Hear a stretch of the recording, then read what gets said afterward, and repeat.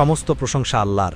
আল্লাহ কেন নিজের প্রশংসা করেন, নাকি সেই প্রশ্নে অন্য কোনো ঈশ্বর আছেন? 39:29 আয়াতে কি বলা আছে? এক ব্যক্তি কৃতদাস যার অনেক মালিক আছে এবং তারা একে অপরের সাথে ঝগড়া করে, আর অন্য এক ব্যক্তি যে শুধুমাত্র একজনের মালিকানাধীন। তারা কি তুলনামূলকভাবে সমান?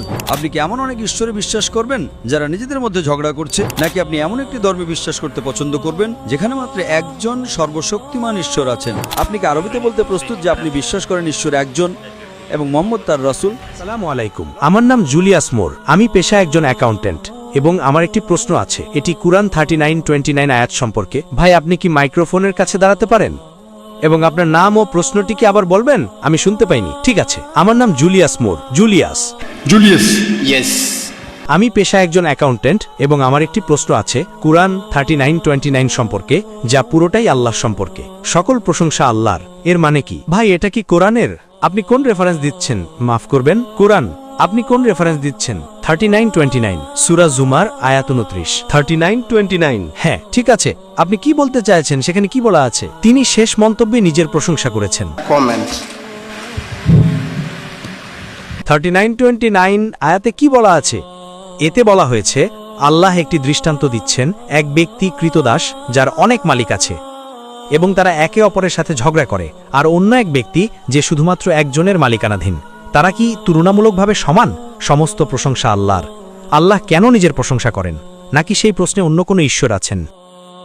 ভাই প্রশ্ন করেছেন আল্লাহ সুবহানাহু ওয়া তাআলা সূরা জুমার অধ্যায় 39 আয়াত নাম্বার 29-এ একটি উদাহরণ দিয়েছেন। আল্লাহ উদাহরণ দিচ্ছেন যে আপনি কি এমন একজন দাসকে পছন্দ করবেন যার মালিকানায় অনেক অংশীদার আছে, এমন এক দাস যার অনেক অংশীদার যারা একে অপরের সাথে ঝগড়া করে, নাকি আপনি এমন একজন দাসকে পছন্দ করবেন যার মাত্র একজন প্রভু বা মালিক আছে? কোনটি ভালো?